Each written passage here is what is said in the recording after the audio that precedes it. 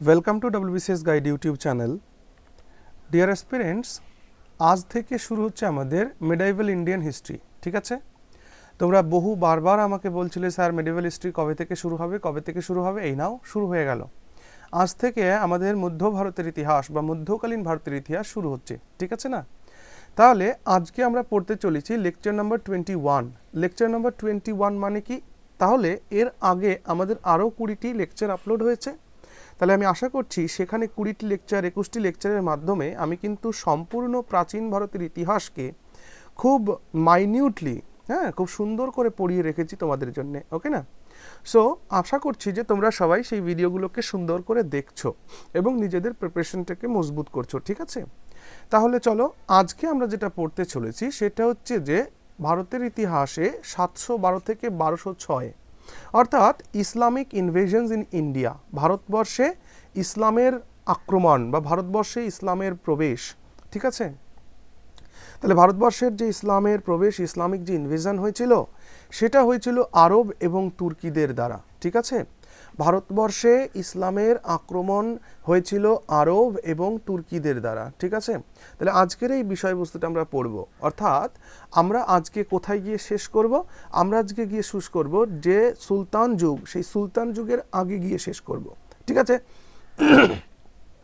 Sorry, সুলতান যুগের আগে গিয়ে শেষ করব। ঠিক আছে, তাহলে 712 থেকে 1206 পর্যন্ত আজকে আমরা পড়ব। আর আমরা সবাই জানি 1206তে কি হচ্ছে না, দাস বংশ প্রতিষ্ঠা হচ্ছে না কুতুবউদ্দিন আইবকের মাধ্যমে। তো তার আগে পর্যন্ত আজকে আমাদের আলোচনা হবে।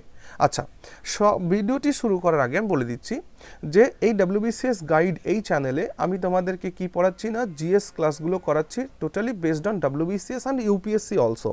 You can fight both. Okay, আচ্ছা, একটা কথা তোমাদের কিন্তু এখানে আমি ইন্ডিয়ান পলিটি আর হিস্ট্রি করাচ্ছিলাম এবং একটা বলো খুশির খবর যেটা, সেটা কিনা তোমরা দেখতে পেরেছো যে এই চ্যানেলে ইকোনমির ক্লাস শুরু হয়েছে। ইকোনমির ক্লাস সপ্তাহে একটি করে পাবে। প্রত্যেক মঙ্গলবার তোমরা ইকোনমিক্সের ক্লাস পাবে, প্রত্যেক মঙ্গলবার ইকোনমিক্সের ক্লাস পাবে। ঠিক আছে, আর যেমন করে ইতিহাস পলিটি যেমন করে চলছে তেমন করে চলতে থাকবে এবং আমি চেষ্টা করব রেগুলার হওয়ার। ঠিক, আর আমার থেকে যদি কেউ ইংলিশ, ম্যাথ বা রিজনিং শিখতে চাও তাহলে এই ভিডিওর ডেসক্রিপশনে দেওয়া রয়েছে আমার আরেকটি channel, that is exam solution. এই এক্সাম সলিউশন চ্যানেলটির লিঙ্ক দেওয়া আছে ভিডিও ডেসক্রিপশনে, সেখান থেকে গিয়ে কিন্তু চ্যানেলটিকে তোমরা ভিজিট করে দেখতে পারো। যদি ভালো লাগে অবশ্যই সাবস্ক্রাইব করবে। আর একটা রিকোয়েস্ট আমি কখনোই তোমাদের করিনি, সেটা হচ্ছে যে ভিডিও যারা দেখছো আমার এখানে তো চ্যানেলে যখন আছে চ্যানেলের অ্যানালিটিক আছে, সেই অ্যানালিটিকে আমি দেখছি যে 70% ছেলে মেয়ে আমার ভিডিও দেখে কিন্তু তারা চ্যানেলটিকে সাবস্ক্রাইব করেনি। বোঝা যাচ্ছে আমার কথা? তার মানে 30% ছেলে মেয়ে যারা সাবস্ক্রাইব করেছে তারা ভিডিও দেখছে, আর 70% ছেলে মেয়ে যারা চ্যানেলটিকে সাবস্ক্রাইব করেনি তারাও ভিডিওগুলো দেখছে। তো তোমাদের বলবো যে 70% ছেলেমেয়েরা রয়েছে, তাদের যদি চ্যানেলটি ভালো লাগে অবশ্যই একটা সাবস্ক্রিপশান করে দেবে। এতে কি হয়, সাবস্ক্রাইব করে দিলে কি হয়, সাবস্ক্রাইব করে দিলে তোমরা আমি যে ভিডিওগুলো দিচ্ছি বা আমি যে ইনফরমেশনগুলো দিতে থাকবো না, সেটা কমিউনিটি পোস্ট হোক, কোনো গুরুত্বপূর্ণ ইনফরমেশন হোক, সেগুলো তোমরা পাবে। ঠিক আছে, আর যদিও আমি এই সাবস্ক্রাইব করে দিন এটা বলার পক্ষপাতে একদমই নয়, তবুও যদি তোমাদের ভালো লাগে করবে, আর ভিডিওটি যদি ভালো লাগে তো অবশ্যই একটা লাইক দিয়ে দিও। ঠিক আছে না? এতে কি হয়, ভিডিও রিচটা বাড়ে, মানে অনেক ছেলে মেয়েদের মধ্যে পৌঁছায়। ঠিক আছে, ওকে, চলো তাহলে শুরু করি। তাহলে আজকে যেহেতু আমরা ইসলামিক ইনভেশন সম্পর্কে পড়তে চলেছি, তাহলে সবার আগে আমাকে দেখতে হবে যে ইসলামের পত্তন কোথা থেকে হলো, ইসলামের জন্ম কোথা থেকে হলো। তাহলে ইসলামের জন্ম জানার জন্য আমাকে কি করতে হবে না, প্রফেট মুহাম্মদকে পড়তে হবে। অর্থাৎ আমাদের যে ইসলাম ধর্ম রয়েছে সেই ইসলাম ধর্মের যিনি প্রতিষ্ঠাতা অর্থাৎ নবী মুহাম্মদ, সেই নবী মুহাম্মদের জীবনী সম্পর্কে আমাকে পড়তে হবে। দেখো, হজরত মুহাম্মদের জন্ম হয়েছে 570 খ্রিস্টাব্দে এবং তিনি নিধন হয়েছেন 632। ঠিক আছে, তাহলে prophet Muhammad is the founder of Islam, অর্থাৎ ইসলামের প্রতিষ্ঠাতা হচ্ছেন প্রফেট মুহাম্মদ। তিনি আরবের মরুভূমিতে বেড়ে উঠেছেন। 613 সালে মুহাম্মদ রিয়ালাইজ করলেন যে তিনি আল্লাহর থেকে কিছু একটা মেসেজ পাচ্ছেন। Are you getting my point? দেখো, তার জন্ম হয়েছে 570 খ্রিস্টাব্দে, তাহলে 570 আর 613 এই সময়টি কিন্তু অনেকটা সময়, তার মানে প্রায় 43 বছর। প্রায় 43 বছর বয়সে, অর্থাৎ প্রফেট মুহাম্মাদের যখন 43 বছর বয়স, সেই 43 বছর বয়সে এসে তিনি যে সাধনা করছেন, সেই সাধনার মাধ্যমে তিনি কিন্তু রিয়ালাইজ করছেন যে পরমেশ্বর আল্লাহ, ঠিক আছে না, আল্লাহ মানে মুসলিমরা যাকে আল্লাহ বলে, আমরা হিন্দুরা যাকে ভগবান বলি, পরম ব্রহ্ম বলি, তো তার কাছ থেকে তিনি কিছু মেসেজ রিসিভ করছেন, অর্থাৎ তার নবিত্ব প্রাপ্ত হচ্ছে। আর গেটিং, অর্থাৎ তিনি যে ভগবানের একজন দূত, ভগবানের প্রেরিত একজন অবতার, সেটা তিনি রিয়ালাইজ করছেন 613-তে। তাহলে মুহাম্মাদের 43 বছর বয়সে তিনি প্রফেজি করা শুরু করলেন, অর্থাৎ তিনি প্রফেট প্রাপ্ত হলেন, প্রফেট হলেন, একজন নবী হলেন। আর getting, and learn that he was a prophet in the same line as Moses, Jesus Christ. Okay, দেখো আব্রাহামিক রিলিজিয়ান আছে 3টি, একটা হচ্ছে ইহুদি, একটা হচ্ছে খ্রিস্টিয়ান, একটা হচ্ছে ইসলাম, ঠিক আছে। এই ইহুদি, খ্রিস্টিয়ান, ইসলাম, এদের যে ধারা, এদের যে নবীদের আসার ধারা, বা এদের যে একটা core ideology, are getting, core ideology, সেই কোর আইডিওলজিটা কিন্তু সেম। অর্থাৎ এদের এই 3টে ধর্মকে একসঙ্গে বলা হয় আব্রাহামিক রিলিজিয়ান, কারণ নবী ইব্রাহিম থেকে এই 3টে সৃষ্টি হয়েছে এমন করে বলা হয় আর কি। তো যাই হোক, এটা যারা ধর্মের বিশারদ তারা ডিটেলসে বলবেন। আর আমি ব্যক্তিগতভাবে আমি কিছু জানলেও অতিরিক্ত বিষয় আমি ইসলাম সম্পর্কে বা এই লেকচারে দেব না, হ্যাঁ, কারণ নাকি আমি চাই না যে তোমাদের কারো কোনো ধরনের মানে যে রিলিজিয়াস মানে ইমোশন সেটা আমি হার্ট করি, এটা আমি চাইছি না। ওকে, তবুও আমার কথার মধ্য দিয়ে যদি মনে হয় যে না স্যার এই কথাটা ভুল বলেছেন, তাহলে আমি সরি বলে দিচ্ছি আগে থেকেই। কারণ ব্যাপারটা হচ্ছে একটা রিলিজিয়াস, কিন্তু ইতিহাস পড়ে আমার যতদূর মনে হয়েছে Islam is not a religious perspective. Okay, it is an কি বলতে পারি, it is a political perspective. Okay না, রাজ্য শাসন, রাষ্ট্র গঠন, ঠিক আছে না, বিশ্বজয়, ইম্পেরিয়ালিজম, সাম্রাজ্যবাদ, এই সমস্ত কিছু ইসলামের মধ্যে রয়েছে। তো যাই হোক, তো ইসলাম যেহেতু একটা ধর্মমত হিসাবে প্রসিদ্ধি পেয়েছে, সারা বিশ্বেই ইসলাম রয়েছে, পৃথিবীর 2য় বৃহত্তম ধর্ম কিন্তু ইসলাম। ওকে না, সবার প্রথম খ্রিস্টিয়ান ধর্মের মানুষ এই পৃথিবীতে সব থেকে বেশি, তারপর ইসলাম, অ্যান্ড তারপর আমাদের হিন্দু ধর্ম, ঠিক আছে। যাই হোক, তো সবাই একটু খুব ফ্রি মাইন্ড হয়ে ক্লাসটিকে দেখার চেষ্টা করো, আদারওয়াইজ আগে থেকেই আমি বলে দিচ্ছি যদি কারো কোনো সেন্টিমেন্টাল হার্ট হয় তো তার জন্য আমি সরি। ওকে, আচ্ছা, তো ওই ইহুদিদের যে নবী মোজেস, খ্রিস্টানদের যিনি নবী তিনি হলেন জিজাস, আর ঠিক সেম লাইনে প্রফেট মুহাম্মদও নিজেকে নবী দাবি করছেন যে আল্লাহ তাকে সমস্ত ধরনের জ্ঞান দিচ্ছেন।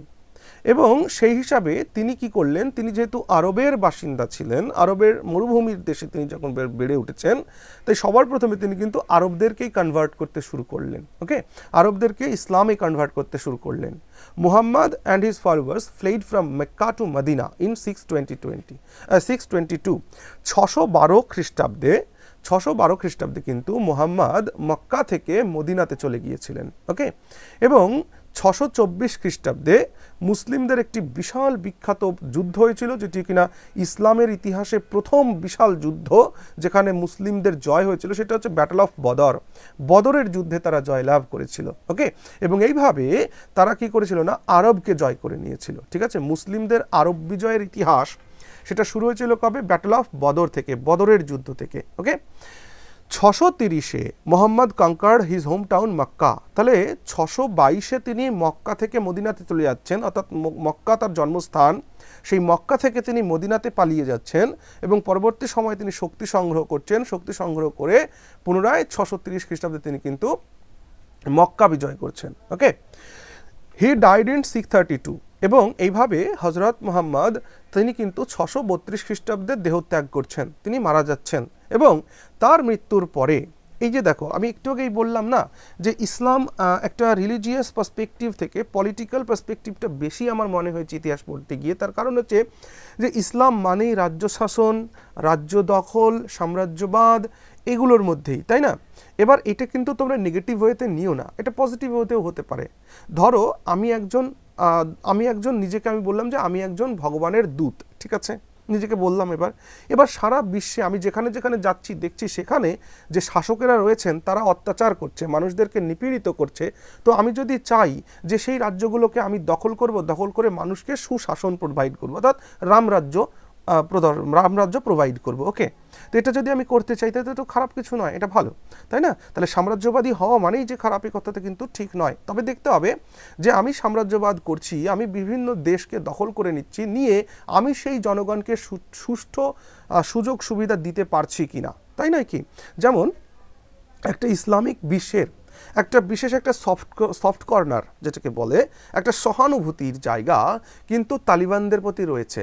কিন্তু আজকে আমরা দেখতে পাচ্ছি যে আফগানিস্তানে তালিবান শাসন প্রতিষ্ঠা হওয়ার ফলে সেইখানের মানুষ না খেয়ে থাকছে, তাদের খাবার নেই, তাদের অর্থনীতি ভেঙে পড়েছে, সেখানের মানুষগুলোকে পারসিকিউট, মানে যারা নন মুসলিমস তাদেরকে পারসিকিউট করা হচ্ছে, তারা সেখান থেকে পালিয়ে যেতে বাধ্য হচ্ছে, এমনকি সেখানকার মুসলমান যারা তারাও পালিয়ে যেতে বাধ্য হচ্ছে। আমরা কিছুদিন আগে খবরে সেগুলো দেখেছি, তাই না? তাহলে আমাদের সাম্রাজ্যবাদ এমন হওয়া উচিত যে একজন নিষ্ঠুর শাসকের হাত থেকে একজন সুশাসকের হাতে ক্ষমতা যাচ্ছে, তাতে যাতে জনগণের উপকারটা হয়, এটুকুন আমাদের আর কি মাথায় রাখতে হবে। ঠিক আছে, চলো তাহলে হজরত মুহাম্মদ যতদিন বেঁচে ছিলেন, অর্থাৎ ক্যালিফের পদটা কিন্তু তিনি নিজের মতন করে চালাতে পেরেছিলেন। ক্যালিফ মানে কি? ক্যালিফ মানে হচ্ছে সংস্কৃত বলছি, আরবি একটি শব্দ খালিফা। খালিফা মানে দ্য ডেপিউটি, অর্থাৎ দূত আর কি, বা ডেপিউটি কাকে বলে? আমরা কোনো কাজ করার জন্য কাউকে একজন নিয়োগ করলাম, সে হচ্ছে ডেপিউটি।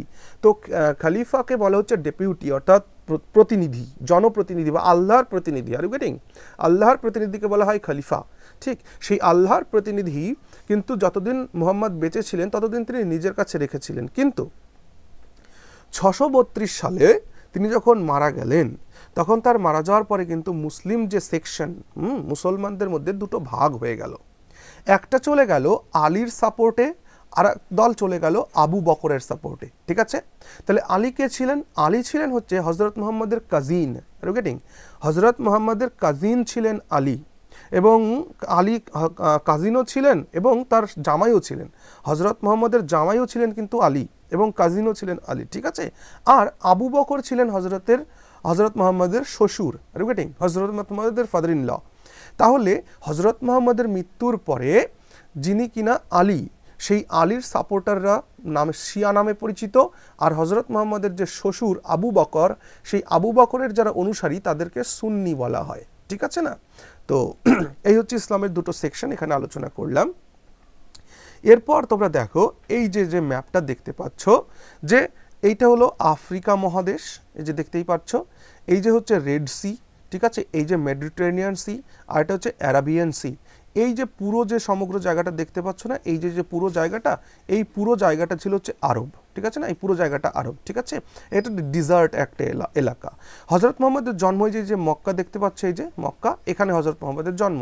তিনি মক্কা থেকে কোথায়? মদিনায় গিয়েছিলেন, পরবর্তী সময় মদিনা থেকে মক্কায় এসেছিলেন। ওকে, তার মানে হজরত মুহাম্মদ যে মহামানব, সেই মহামানবের কিন্তু জীবনী আমরা দেখতে পাচ্ছি কোথায় না? এই আরবের মধ্যে, এই মক্কা মদিনার মধ্যে কিন্তু সীমাবদ্ধ হয়ে আছে। সীমাবদ্ধ বলাটা ঠিক নয়, তার যে বিচরণ ভূমি আমি বলতে চাইছি, সীমাবদ্ধ কথাটা ঠিক নয়, বিচরণ ভূমি। যেমন আমাদের ভগবান শ্রীকৃষ্ণের যে বিচরণ ভূমি, সেটা যেমন আমাদের ভারত ভূমি, আমাদের ভগবান শ্রী রামচন্দ্রের যে বিচরণ ভূমি, সেটা যেমন ভারত ভূমি, ঠিক তেমনি করে ইসলাম ধর্মের প্রতিষ্ঠাতা যিনি, অর্থাৎ হজরত মুহাম্মদ, তারও যে বিচরণ ভূমি, সেই বিচরণ ভূমিটা হচ্ছে এই যে আরাবিয়া, অর্থাৎ মক্কা মদিনা মক্কা। ঠিক আছে না? চলো এবার দেখতে পাচ্ছি এখান থেকে ভারত কোথায়? এই যে ভারত, অর্থাৎ এইখানে ভারত মানে এটা আফগানিস্তান, এটা পাকিস্তান, তারপর গিয়ে আচ্ছা এইটা হচ্ছে পাকিস্তান, এটা আফগানিস্তান, তারপর গিয়ে যে ভারত শুরু হচ্ছে। ওকে, তার মানে এখান থেকে আরব থেকে ভারত কিন্তু বেশি দূরেও নয়, যার কারণেই পরবর্তী সময় আজকের ক্লাসে আমরা দেখব যে কিভাবে এরা এখান দিয়ে ভারত ভূমিতে প্রবেশ করেছে। ঠিক আছে, আচ্ছা এবার চলো আমরা দেখিনি rise and spread of Islam, ইসলামের উত্থান এবং ইসলাম সারা বিশ্বে কিভাবে ছড়িয়ে পড়লো। দেখো, after the death of the prophet, the task of providing religious and political leadership to the Muslims passed on to the caliphs.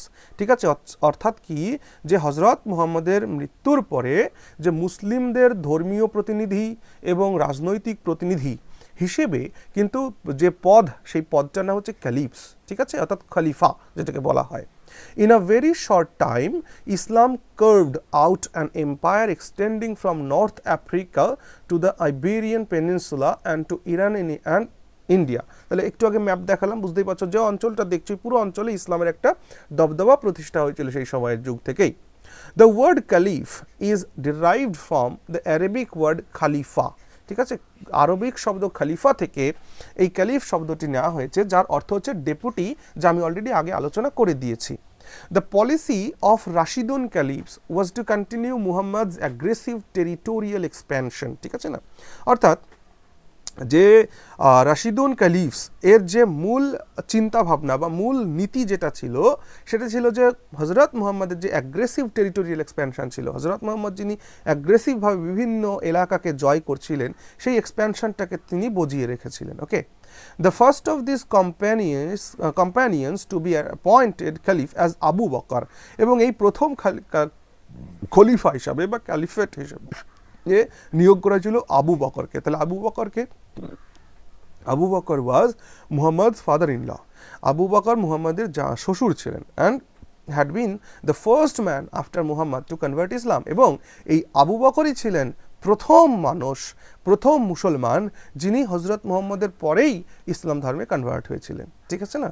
Okay, Abu Bakr began the invasion of the two major super powers of the reason.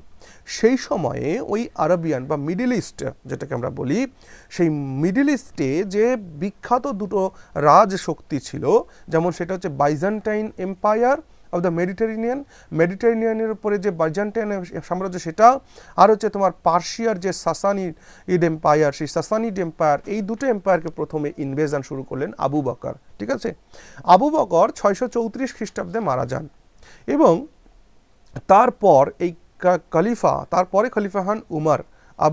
Abu বকরের পরে খলিফা হয়েছিলেন Umar. Okay, during the caliphate of Umar Muslim armies conquered almost entire Middle East, এবং উমরের সময়, যখন আবু বকরের মৃত্যুর পর যখন উমর খলিফা হচ্ছেন, সেই উমরের সময় কিন্তু সমগ্র মিডল ইস্টকে কিন্তু মুসলিমরা কিন্তু দখল করে নিয়েছিল। ওকে, চলো, এই ছিল মোটামুটি rise and spread of Islam. এরপরে আমরা দেখি আরব ইনভেশন ইন ইন্ডিয়া। ভারতবর্ষে আরবদের ইনভেশনের কাহিনীটা কি? ভারতবর্ষে ইসলামের ইনভেশন হয়েছিল মোহাম্মদ বিন কাসিমের হাত ধরে।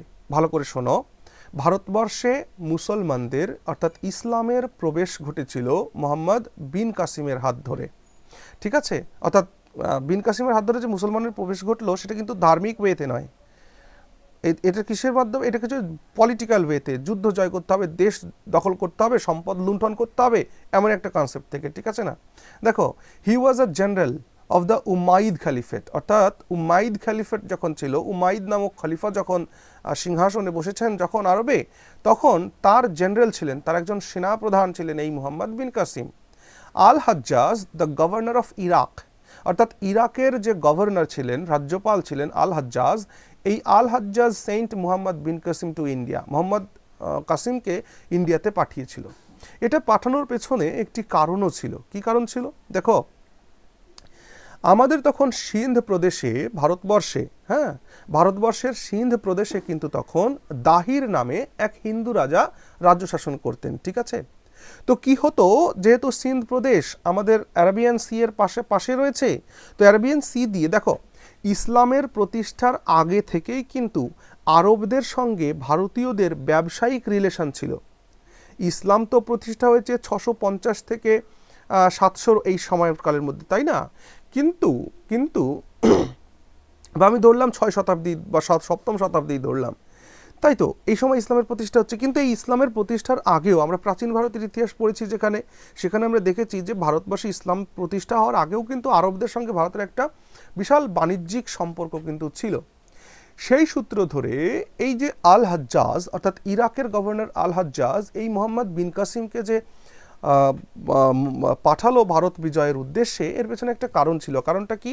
ঐতিহাসিকেরা বলেন যে একটা সময় নাকি আল হাজ্জাজের প্রদেশের কোনো একটা ব্যবসায়িক জাহাজ যখন আরবিয়ান সি অর্থাৎ এই সিন্ধের পাশ দিয়ে প্রবেশ করছিল, তখন জলদস্যুরা সেই জাহাজকে অ্যাটাক করেছিল, এবং তখন আল হাজ্জাজ সেই জলদস্যুদের থেকে সেই ব্যবসায়ী জাহাজকে রক্ষা করার জন্য সাহায্য চেয়েছিলেন দাহিরের কাছে। কিন্তু দাহির তখন বলেছিলেন যে আমি ওই জলদস্যুদের সঙ্গে পাঙ্গা নিতে চাই না, কারণ ওদের শত্রু বানিয়ে ফেললে ওরা আমাকেও আমার ক্ষতি করবে, তো আমি কিছু করতে পারবো না। তো আল হাজ্জাজের এইটা দাহিরের উপরে একটা ক্ষোভ তৈরি হয় যে এ কি কেস, যে তোমার বাড়ির পাশ দিয়ে আমার ব্যবসায়ী জাহাজটি আসছে, আর তারা জলদস্যুরা, তোমার এলাকার জলদস্যুরা আমাদের অ্যাটাক করে দিয়েছে, তোমরা আমাকে রক্ষা করবে না? এই রাগের বশীভূত হয়ে কিন্তু আল হাজ্জাজ মোহাম্মদ বিন কাসিমকে পাঠিয়েছিল, যাও দাহিরকে ধ্বংস করে এসো, বলা হয় এটা ঐতিহাসিকদের মধ্যে। তখন 712 খ্রিস্টাব্দে মোহাম্মদ বিন কাসিম দুর্ধর্ষ এক মানে যোদ্ধা, ঠিক আছে, যে কিনা যে এত পরিমাণে নরহত্যা করেছেন, হ্যাঁ, লুণ্ঠন করেছেন, মানে এটা অকথ্য, মানে অবর্ণনীয়, এটাকে বর্ণনা করা যায় না ভাষায়, তাই না? এটা ইসলাম এর ভারতের প্রবেশ মানে ভারতের দিক থেকে এটা কোনো মতেই ভালো বলা যায় না, কারণ জনহানি, সম্পদহানি, এরকম বিভিন্ন ঘটনা কিন্তু সেই সময়ে ঘটেছে। দেখো 712-তে আরোর যুদ্ধে হ্যাঁ, মোহাম্মদ বিন কাসিম দাহিরকে পরাজিত করে দেন। তিনি ছিলেন সিন্ধ প্রদেশের হিন্দু রাজা। দাহির হেরে যান। Sindh and Multan was captured by Mohammad bin Qasim. Sindh প্রদেশ এবং মুলতান মোহাম্মদ বিন কাসিম জয় করে নেন, হ্যাঁ, ক্যাপচার করে নেন, দখল করে নেন, with the permission of caliph Walid খালিফের, অর্থাৎ তখন ওয়ালিদ খলিফা শাসন করছেন, সেই ওয়ালিদ খলিফার পারমিশনে তিনি কিন্তু সিন্ধ আর মুলতানকে জয় করে নেন। This military conquest is mentioned in the Chachnama. মনে রেখো, চাচনামা গ্রন্থটি আমাদের জন্য খুব ইম্পর্ট্যান্ট।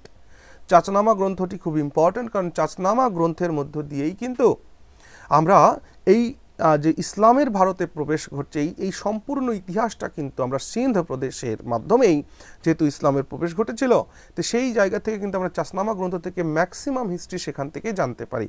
এই চাচনামা গ্রন্থটি লিখেছিলেন আলী ইবন মোহাম্মদ কুফি। আলী ইবন মোহাম্মদ কুফির রচিত গ্রন্থ চাচনামা। আর এই চাচনামা গ্রন্থ থেকে কিন্তু আমরা তৎকালীন সময়ের ইতিহাসটা খুব ভালোভাবে জানতে পাই। Okay, Mohammad bin Qasim called Multan as the city of gold, অর্থাৎ মোহাম্মদ বিন কাসিম মুলতান শহরটিকে বলতেন যে স্বর্ণ শহর, সিটি অফ গোল্ড তিনি বলতেন। ওকে, এই সময় কি হলো দেখো, জিজিয়া ওয়াজ ইম্পোজড অন নন মুসলিমদের উপরে জিজিয়া আরোপ করা হলো। জিজিয়া মানে এমন ধরনের ট্যাক্স, অর্থাৎ নন মুসলিমদেরকে বেঁচে থাকতে হলে, শুধু অন্য সুযোগ সুবিধা পরের কথা, শুধু নন মুসলিমদেরকে বেঁচে থাকার জন্যে, তাদের যে প্রাণে বেঁচে থাকবে তার জন্যে তাদেরকে একটা ট্যাক্স দিতে হতো। সেই ট্যাক্সটির নাম হচ্ছে কিন্তু jizya tax. Are you getting? For more than 150 years Sindh and Multan remained as the part of caliphs empire. বুঝতে পারছো যে 150 বছরের বেশি সময় ধরে কিন্তু খলিফার শাসনের অন্তর্গত ছিল এই সিন্ধ এবং Multan. Okay, the subjugation of Sindh made way for Islam into India. এবং এই সিন্ধ প্রদেশের যে জয়, সেই সিন্ধ প্রদেশের জয় কিন্তু ভারতবর্ষে ইসলামের পথকে প্রশস্ত করে দিয়েছিল। The art of administration, astronomy, music, painting, medicine, architecture, এই সমস্ত কিছু আরবরা কিন্তু আমাদের এই ভারতভূমি থেকে শিখতে পেরেছিল, এবং তারা অ্যাস্ট্রোনমি, ইন্ডিয়ান ফিলোসফি, নিউমেরালস, সংখ্যাতত্ত্ব সমগ্র ইউরোপে ছড়িয়ে দিয়েছিল। ওকে, তাহলে আরবরা এই যে অ্যাডমিনিস্ট্রেশন সম্পর্কে, অ্যাস্ট্রোনমি সম্পর্কে, মিউজিক সম্পর্কে, পেইন্টিং, মেডিসিন, আর্কিটেকচার, এই সমস্ত কিছু সম্পর্কে কিন্তু তারা ভারতীয়দের থেকে নলেজ আহরণ করেছিল, এবং সেগুলো পরবর্তী সময় তারা ইউরোপে ছড়িয়ে দিয়েছিল। ওকে, কিন্তু এই জায়গা থেকে একটা পয়েন্ট আমাকে বলা উচিত খুবই, কারণ তোমরা সবাই WBCS অফিসার হতে চলেছ, এখন তোমাদের ভাইভা বোর্ডকে ফেস করতে হবে। তো আমরা জানি যে ইসলামের প্রবেশ ভারতবর্ষে কিন্তু মোহাম্মদ বিন কাসিমের মাধ্যমে হয়েছিল, কিন্তু এ কথাটা যতটা ঠিক, তারপরেও তোমাদের একটা পয়েন্ট মনে রাখতে হবে। দেখো, মোহাম্মদ বিন কাসিমের ভারতের প্রবেশটা হচ্ছে political motive. Are you getting? অর্থাৎ রাজনৈতিক উদ্দেশ্য, আসতে হবে, দেশ দখল করতে হবে, লুণ্ঠন করতে হবে, চলে যেতে হবে, এমন একটা সিস্টেম। কিন্তু ভারতবর্ষে ইসলামের পত্তন কিন্তু, ইসলামের সূচনা কিন্তু হয়েছিল মালিক ইবনে দিনারের মাধ্যমে। মালিক ইবনে দিনার তিনি কেরালাতে এসেছিলেন 644 খ্রিস্টাব্দে। 644 খ্রিস্টাব্দে মালিক ইবনে দিনার ভারতে এসেছিলেন, এবং তিনিই ভারতবর্ষকে প্রথম ইন্ট্রোডিউস করে দিয়েছিলেন ইসলামকে। অর্থাৎ যদি প্রশ্ন করা হয় ভারতবর্ষের সঙ্গে ইসলামের পরিচয় প্রথম কে করিয়েছিলেন, তিনি মালিক ইবনে দিনার। এবং এটা মনে রাখতে হবে, এই পৃথিবীর সব থেকে প্রাচীন মসজিদ আমাদের ভারতবর্ষে, এমনকি আরবেও নয়, ভারতের সব থেকে প্রাচীনতম মসজিদ আমাদের ভারতবর্ষে অবস্থিত, আরবে কিন্তু নয়। ঠিক আছে না? বুঝতেই পারছ, 613-তে হযরত মুহাম্মদ তিনি রিয়ালাইজ করলেন যে তিনি একজন প্রফেট, তিনি একজন আল্লাহর প্রেরিত দূত, আর ইউ গেটিং? এবং 644 মালিক ইবনে দিনার তিনি ভারতবর্ষে কেরালাতে প্রবেশ করছেন, তিনি কোনো পলিটিক্যাল মোটিভ নিয়ে আসেননি, তিনি এসেছিলেন ইসলামিক পার্সপেক্টিভ নিয়ে, রিলিজিয়াস পার্সপেক্টিভ নিয়ে, আর ইউ গেটিং?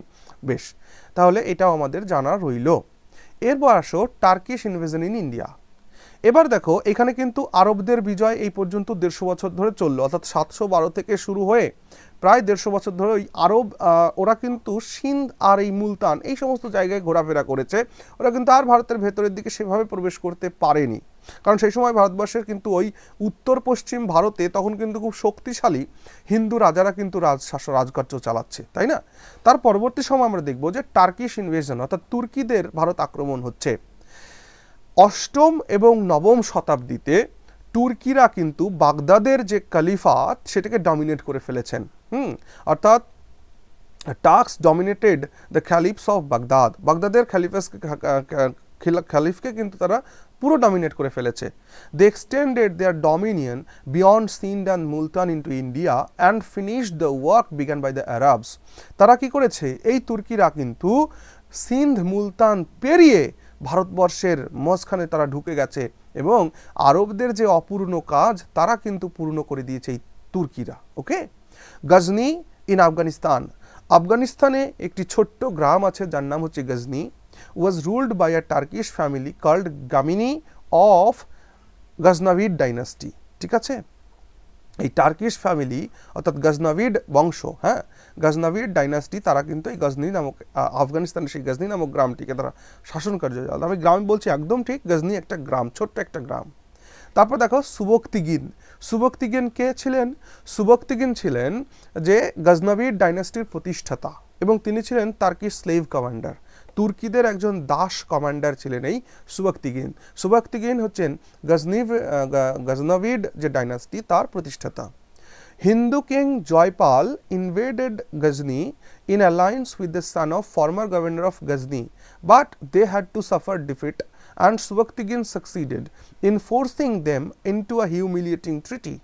হিন্দু রাজা জয়পাল তখন আমাদের যে পাঞ্জাব প্রান্ত, সেই পাঞ্জাব প্রান্তে শাহী রুলার হিসাবে জয়পাল শাসন করছিল এবং যেহেতু ইসলামিক ইনভেশন ভারতে হচ্ছে বারবার করে, তো জয়পাল কি করেছিল, গজনিকে আক্রমণ করেছিল একটা সময়। কার সাহায্যে?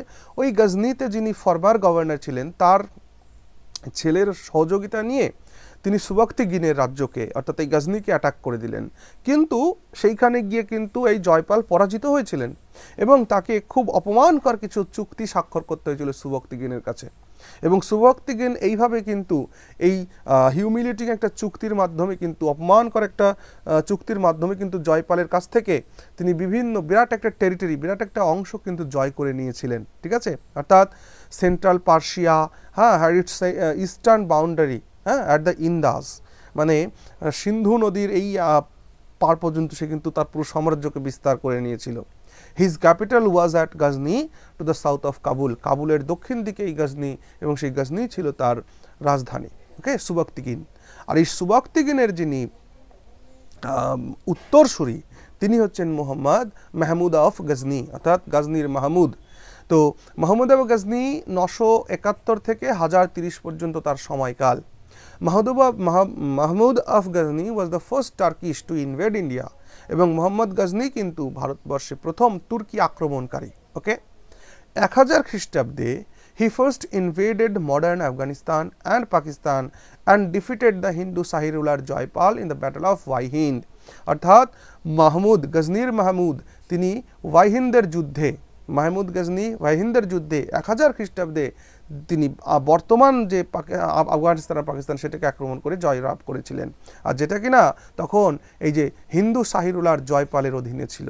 ঠিক আছে, the significant invasion in Hindustan was against the Shiva temple of Somnath in 1025, অর্থাৎ এই গজনির মাহমুদ অর্থাৎ মাহমুদ গজনি, এই গজনির মাহমুদ কিন্তু 1025 খ্রিস্টাব্দে যে সোমনাথ মন্দির সেটাকে কিন্তু লুণ্ঠন করেছিলেন। ওকে, এবং এটা বলা হয় যে তিনি ভারতবর্ষকে 17 বার আক্রমণ করেছেন, অর্থাৎ ভালো করে শুনে রাখো 1000 অব্দ থেকে 1000 এডি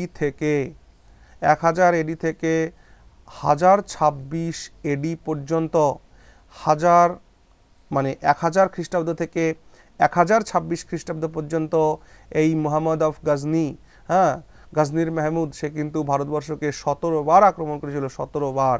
এটা কিন্তু প্রশ্ন আসে পরীক্ষায়, ঠিক আছে না? তাহলে তিনি সোমনাথ মন্দির কবে অ্যাটাক করেছিলেন? 1025-এ।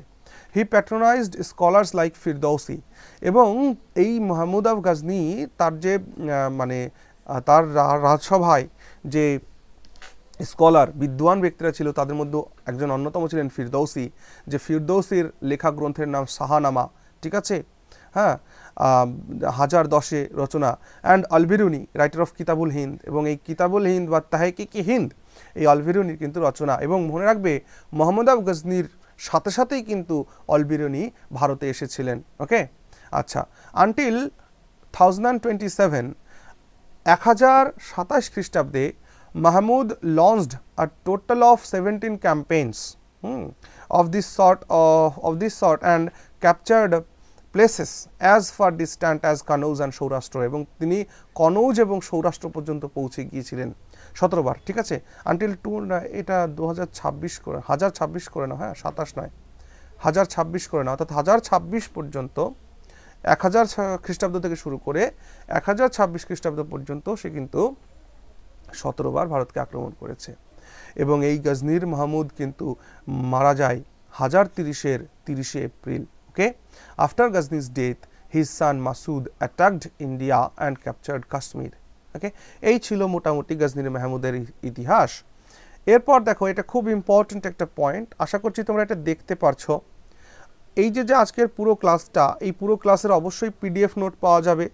সেই পিডিএফ নোটটা আমি তো অবশ্যই এই ভিডিও ডেসক্রিপশানে দিয়ে দেব, সেখান থেকে সামান্য শুল্ক দিয়ে তোমরা এটাকে ডাউনলোড করে নেবে। আর কি হতে পারে, আর এই জিনিসটা তোমাদের আমি চেষ্টা করব তোমাদের ওই নোটে দিয়ে দেওয়ার। যদি আমি না পারি দিতে, তাহলে তোমরা কিন্তু একটু নোট করে লিখবে। আমি যদি এইটা ছবিটা তুলে দিতে পারি খুব ভালো, যদি ছবিটা তুলে না দিতে পারি আমি জায়গাটা ফাঁকা রাখবো, তোমরা তোমাদের নোটে কিন্তু লিখে নিও। ওকে, দেখো 1000 থেকে কবে কবে কোথায় কোথায় অ্যাটাক করছে এই পুরো দ্বিতীয় বিবরণ দেওয়া আছে। দেখো এখানে মোট তার 17টা আক্রমণের বর্ণনাই এখানে দেওয়া আছে। প্রথম কোথায় আক্রমণ করছে, তারপর কোথায়, এখান থেকে দেখো বিসিএস এর মেইনসে গিয়ে কিন্তু এখান থেকে কোয়েশ্চেন তুলে দিতে পারে, ক্রনোলজি জিজ্ঞেস করতে পারে যে সবার প্রথমে কোথায় আক্রমণ করেছিল, তারপর কাকে আক্রমণ করেছিল, তারপর কাকে আক্রমণ করেছিল। দেখতেই পাচ্ছ তোমরা এখানে ডেট ওয়াইজ সাজানো আছে, 1000 অব্দ, 1001, 1005, 1006, 1007, 8, 1008, 9 এভাবে সাজানো রয়েছে। তাহলে এইভাবে কিন্তু সিকোয়েন্স অনুযায়ী কিন্তু প্রশ্ন এখান থেকে জিজ্ঞেস করতে পারে, ঠিক আছে। আর আজকের ক্লাসের বিশেষত্ব কি, আজকের ক্লাসের বলতে কি, এখন থেকে আমাদের এই যে মেডিভেল ইন্ডিয়ান হিস্ট্রি শুরু হয়েছে, আমি এখান থেকে যে ক্লাসগুলো করব, ক্লাসের প্রত্যেকটা ক্লাসের সাথে সাথে আমরা কিছু কোয়েশ্চেনও প্র্যাকটিস করব, ঠিক আছে। তো আজকের ক্লাসে কোয়েশ্চেনও প্র্যাকটিস হবে শেষ পর্যন্ত। চলো, আশা করছি সমস্ত প্রশ্নের উত্তরই তোমরা দিতে সক্ষম হবে। ওকে, বেশ। নাও এবার চলে এসো মোহাম্মদ ঘুরির কথা। দেখো মোহাম্মদ ঘুরি 1173 থেকে 1206 এই হচ্ছে তার শাসনকাল, ঠিক আছে।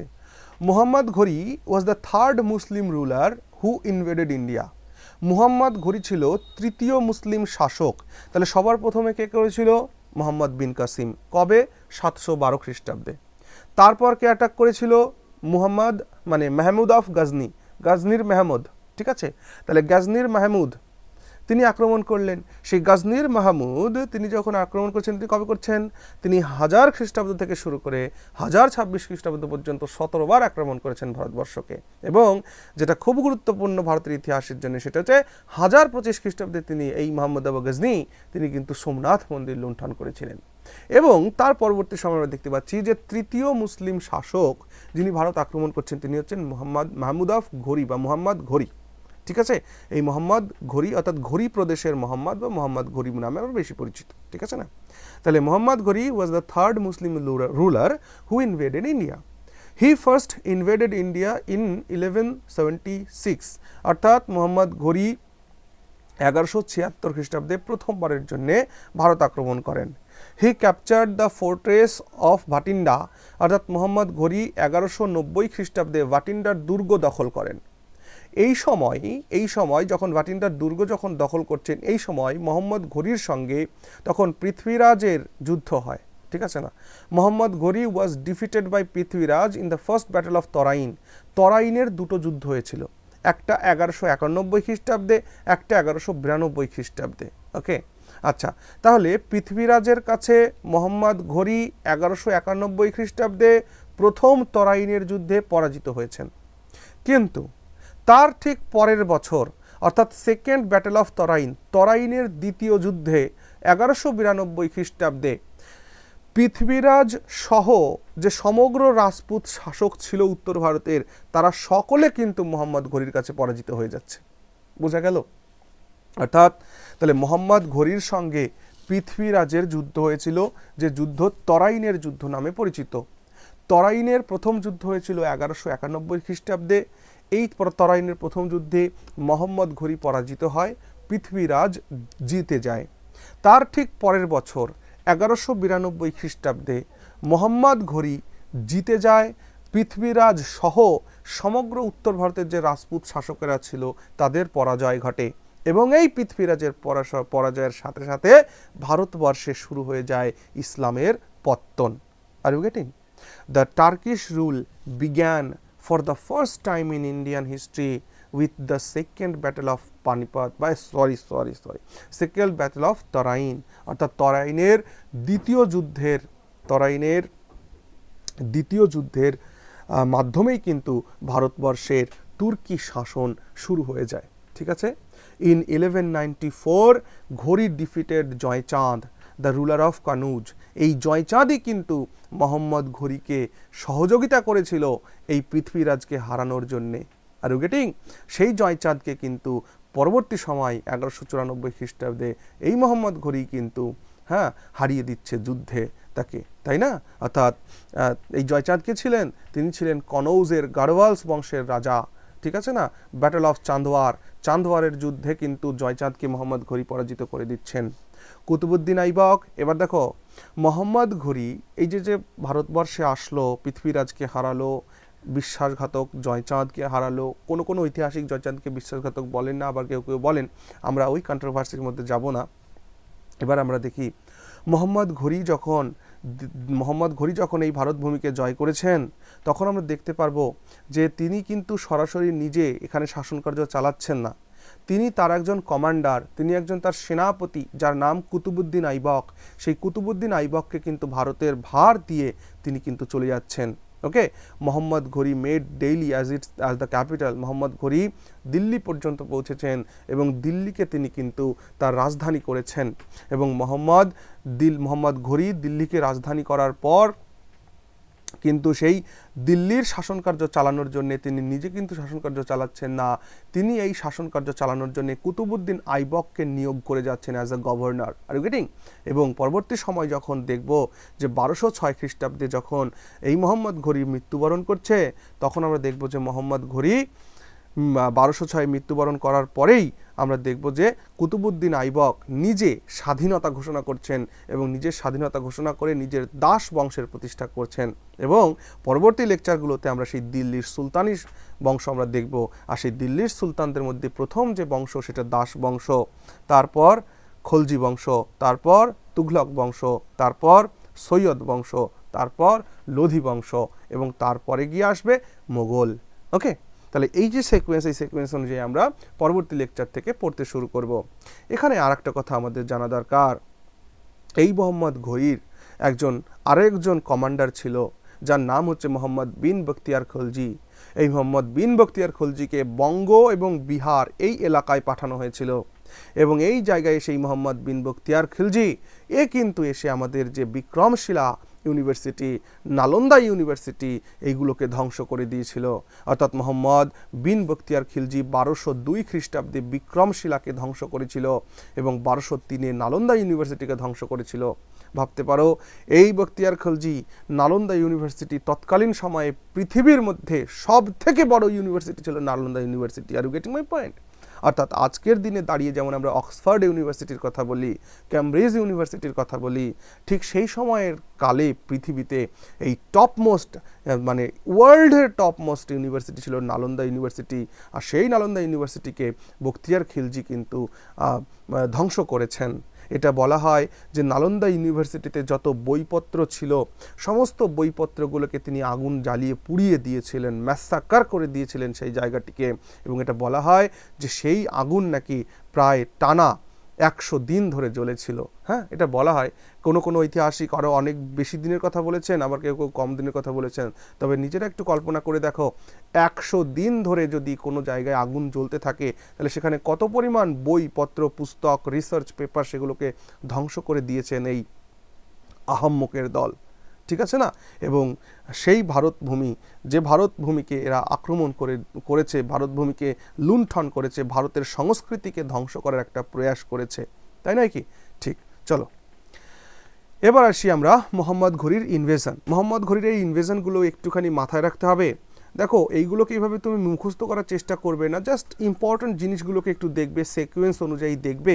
এই জিনিসটাও কিন্তু তোমাদের নোটের মধ্যে রাখো, কারণ এখান থেকে ক্রনোলজি দিয়ে কিন্তু কোয়েশ্চেন দিতে পারে। ওকে, আশা করছি তোমরা এটাকে সুন্দর করে নোট করবে, আর আমি যদি পারি পিডিএফের মধ্যে এটাকে প্রোভাইড করার চেষ্টা করব। ওকে, ঠিক। চলো তারপর দেখি। এরপর দেখো, এইভাবেই কি হলো, মোহাম্মদ ঘুরির পরে কিন্তু আমাদের ভারত তাহলে কি হচ্ছে, ইসলামের প্রতিষ্ঠা মোটামুটি হয়ে গেল।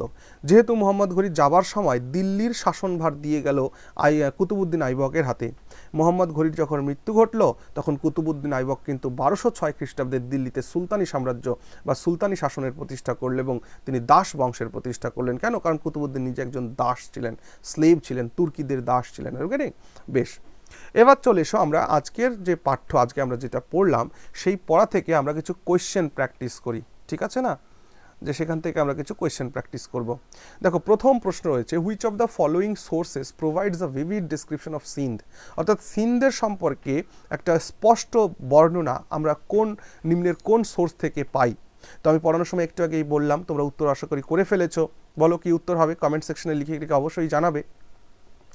এটার উত্তর হবে কিন্তু চাচনামা, ঠিক আছে না? মজা লাগছে পড়তে? তাহলে এই যে এটা আমি ভেবেছি যে তোমাদের করব, প্রত্যেকটা এখন থেকে যে হিস্ট্রি লেকচারগুলো চলবে, এই প্রত্যেকটা লেকচারের শেষে, থিওরি শেষে কিছু কিছু এমসিকিউ আমি তোমাদের সঙ্গে সঙ্গে করানোর চেষ্টা করব, ঠিক আছে? তাহলে কি হচ্ছে না, সিন্ধের সম্পর্কে যে বিশদ বিবরণ আমরা সেটা কোথা থেকে জানতে পাই? চাচনামা গ্রন্থ থেকে জানতে পাই, ঠিক আছে না? চাচনামা গ্রন্থের রচয়িতাকে সংক্ষেপে মনে রাখবে কুফি, KUFI, কুফি বা কাফিও বলতে পারো। তারপরের প্রশ্ন দেখো, তারপরের প্রশ্ন বলা হয়েছে, the Turkish ব্রট with them musical instruments like. অর্থাৎ তুর্কিরা ভারতে যখন প্রবেশ করেছিল, তখন তাদের সঙ্গে কোন ধরনের মিউজিক্যাল ইনস্ট্রুমেন্ট সাথে নিয়ে এসেছিল? দেখো, তানপুরা মৃদঙ্গ ভারতের, বীণা তবলা ভারতের, সিতার, বাঁশি ভারতের। এই যে রাবাব আর সারিঙ্গি, এই রাবাব আর সারিঙ্গিরা কিন্তু তুর্কিরা তাদের নিজেদের সঙ্গে এই ভারতভূমিতে নিয়ে এসেছিল। এই রাবাব আর সারিঙ্গি এটা ভারতের ইনস্ট্রুমেন্ট, মিউজিক্যাল ইনস্ট্রুমেন্ট নয়। ওকে, চলো তারপরের প্রশ্ন করো। প্রশ্ন করা হয়েছে, what was the main objective of sultan Mahmud's Indian conquest. সুলতান মাহমুদ যে ভারত জয় করেছিলেন, তার মূল উদ্দেশ্য কী ছিল? তার মূল উদ্দেশ্য ছিল হচ্ছে, দেখো, অ্যাকুইজিশন অফ ওয়েলথ, অর্থাৎ সম্পদের আহরণ, অর্থাৎ সম্পদের লুণ্ঠন। প্লান্ডার অফ ওয়েলথ বললে ভালো অপশানটা হতো, কিন্তু যাই হোক, এখানে অ্যাকুইজিশন অফ ওয়েলথ করা আছে। তাহলে শুধুমাত্র সম্পদ সংগ্রহ করার জন্যে, সম্পদ লুট করার জন্য কিন্তু সেই কনকোয়েস্টটি করেছিল। তারপরের প্রশ্ন দেখো, হু রোট পৃথ্বীরাজ রাসো। বলো দেখি, পৃথ্বীরাজ রাসো এটা আজকে আমি পড়াইনি, কিন্তু পৃথ্বীরাজ রাসো আমি আগের লেকচারগুলোতে পড়িয়েছি। বলতে হবে পৃথ্বীরাজ রাসো কে রচনা করেছে। চলো, সময় শেষ। দেখো, পৃথ্বীরাজ রাসো রচনা করেছেন হচ্ছে চন্দ্রবার্দয়ী। চন্দ্রবার্দয়ী পৃথ্বীরাজ রাসো রচনা করেছেন। চলো তারপরের প্রশ্ন দেখি আমরা। বলা হচ্ছে, who was the Shahi ruler of Punjab defeated by Mohammad Ghazni. অর্থাৎ মাহমুদ গজনি, মাহমুদ বলি আর মোহাম্মদ বলি কথাটা একই, আলাদা কিছু নয়। তাহলে who was the Shahi ruler of Punjab defeated by Mohammad Ghazni. তাহলে মোহাম্মদ গজনি কোন পাঞ্জাবের শাহী রুলারকে পরাজিত করেছিল বলো? আমরা একটু আগে আলোচনা করে আসলাম, নাগভট্ট নো। পৃথ্বীরাজ পাঞ্জাবের শাহী রুলার ছিলেন না। কে ছিলেন? জয়পাল। একটুকে বললাম পাঞ্জাবের শাহী হিন্দু রুলার, ভালো করে লেকচারটা শুনেছো, জয়পালকে পরাজিত করেছিলেন। তারপর চলো, the Muslim ruler who conquered the kingdom of Bundelkhand in 1203 খ্রিস্টাব্দে। কোন মুসলিম শাসক, ঠিক আছে, বুন্দেলখণ্ড দখল করেছিলেন বা জয় করেছিলেন? উত্তর কি হবে? 1203 বুন্দেলখণ্ড জয় করেছিলেন কে?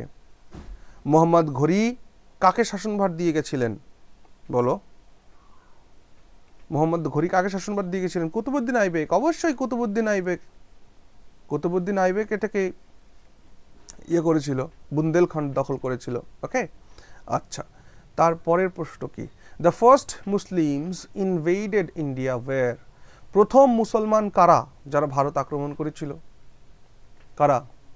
আজকেই বললাম না, আরবরা। খুব সুন্দর, ঠিক বলেছো। আমার মনে হচ্ছে, আমি তোমরা ঠিক বলেছো, আমি বলছি, কিন্তু আমার মনে হচ্ছে তোমরা ভিডিও যারা দেখছো তখন তোমরা বলছো যে হ্যাঁ স্যার আরব আরব আরব আরব তো হবে, এই জন্য বললাম, তোমরা ঠিক বলেছো। তারপরের প্রশ্ন চলো।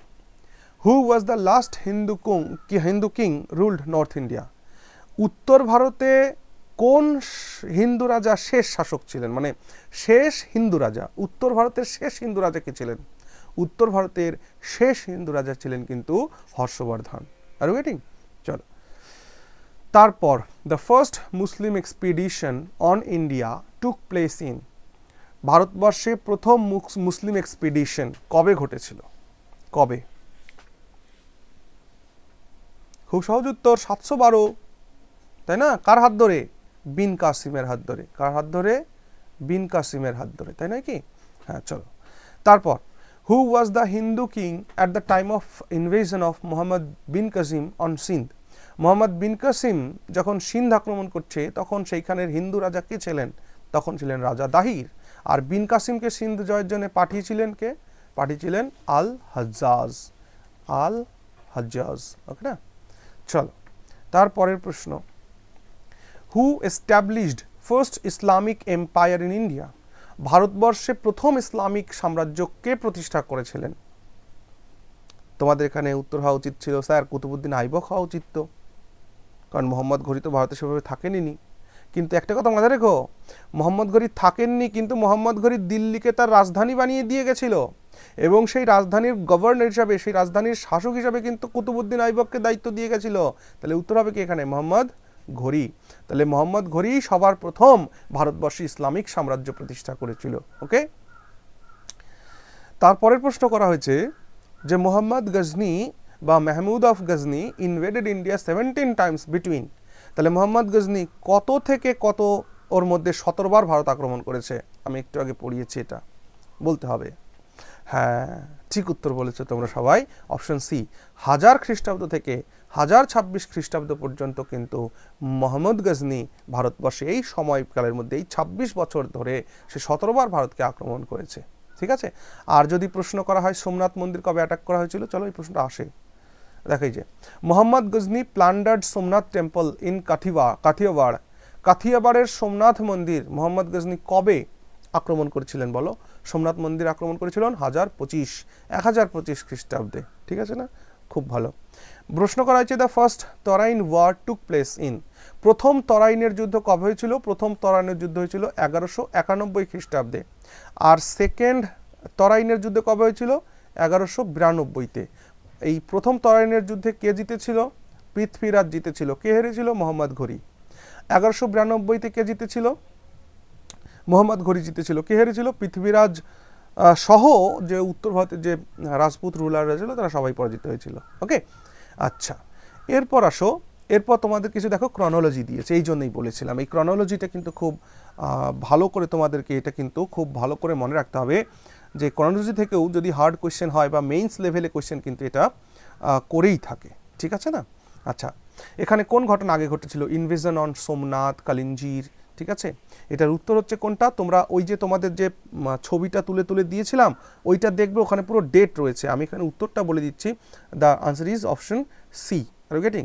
অর্থাৎ সবার প্রথমে ব্যাটেল উইথ আনন্দপাল, 5 4 3 2 1 এই সিকোয়েন্স চলবে। সবার আগে আনন্দপালের সঙ্গে যুদ্ধ, তারপর থানেশ্বর আক্রমণ, তারপর মথুরা কনজ আক্রমণ, তারপর কালিঞ্জি, তারপর সোমনাথ। ওকে, আচ্ছা, এই কোয়েশ্চেনের সাথে যদি তোমরা চাও যে আমি সালগুলো লিখে দিই, ঠিক আছে, তা সালগুলো আমি লিখে দিই, তাহলে সালগুলোও লিখে দিতে পারবো। এখানে আমি সালগুলো তাহলে লিখে দিচ্ছি, দাঁড়াও 1 মিনিট। তোমার এখানে যদি আনন্দপালের সঙ্গে যুদ্ধের কথা বলো তাহলে বলবো যে সালটা এখানে আমি লিখে দিচ্ছি। 1 মিনিট দাঁড়াও, আমি এটাকে ক্লিয়ার করে নিই। সালটা হচ্ছে তোমার আর যাই হোক, এটা তোমরা নিজেরাই লিখে নিও, আমি ঠিক গুলিয়ে ফেলেছি এই তারিখগুলোকে, ঠিক আছে, তোমরা একটু লিখে নিও এটাকে। ওকে, চলো তার পরের প্রশ্ন দেখো।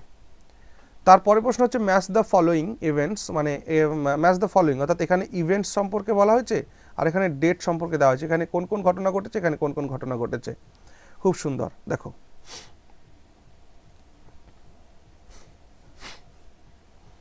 কি উত্তর হবে। হ্যাঁ, সবাই ঠিক বলেছো নাকি? সবাই ঠিক বলেছো যে স্যার অপশন বি তো হবেই হবে, কারণ সোমনাথের ইনভেশন 1025 হয়েছিল, এটা আমরা জানি। তাহলে A5 হবে, A5 অন্য কোথাও নেই, তার মানে এটাই উত্তর, তাই না?